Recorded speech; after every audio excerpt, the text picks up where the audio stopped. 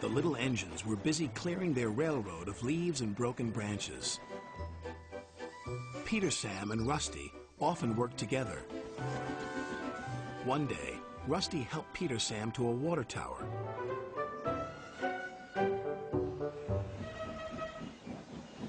Peter Sam felt much better after his long drink, but the freight cars were bored. Let's break away.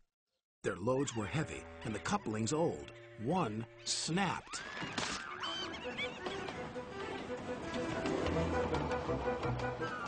Faster, faster, shouted the freight cars. A sign read slow steep bends and ravine ahead, but the silly cars never saw it. Then, it was too late.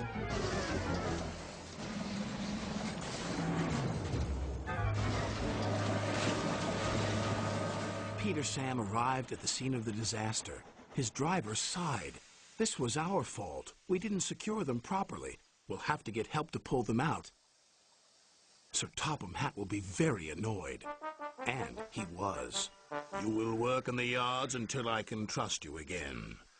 Duncan was delighted with Peter Sam's dilemma. Fancy not securing your freight cars on a hill.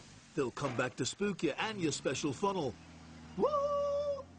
And who's to say you're not afraid of ghosts? Snapped Rusty. Ghosts? Things that go bump in the night? Rubbish! Well, I'll tell you a story that will make your funnel quiver, Rusty said. A long time ago, a little engine was returning home. It was a misty, moonlit night. Suddenly, the engine lost control and plunged over the side into the swamps below.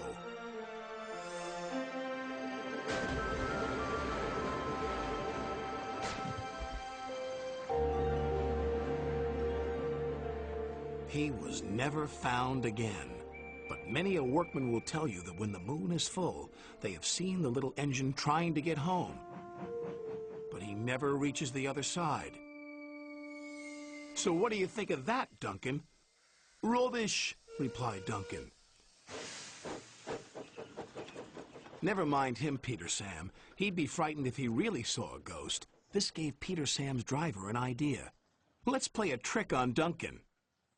The next day, he spoke to Duncan's driver and fireman, who agreed. We'll do it tonight. Duncan had to take coal cars to the slate mines and then bring cars back. Duncan's driver decided as part of the plan to cross the old iron bridge. Haunted bridge. Rubbish, snorted Duncan. It's as tame as a pet rabbit's. But all the same, he kept thinking about Rusty's story. When dusk fell, he was keen to leave. If we don't go now, Scarloey will take my favorite place in the sheds. We have to collect our cars first, his driver replied. He could see their plan was working because Duncan was nervous. When night fell, they set off. The mists were rising around the old iron bridge. Duncan whistled, and the sound echoed everywhere.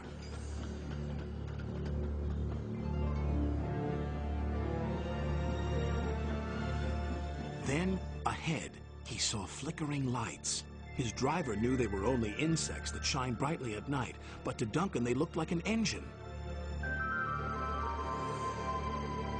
Next, his driver secretly threw a rock from the cab into the ravine below.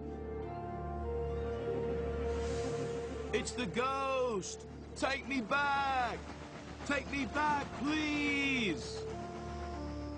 When Duncan reached the safety of his shed, he closed his eyes tightly. Spooked, are you, Duncan? Laughed his driver. No, I'm asleep. And Duncan refused to open his eyes.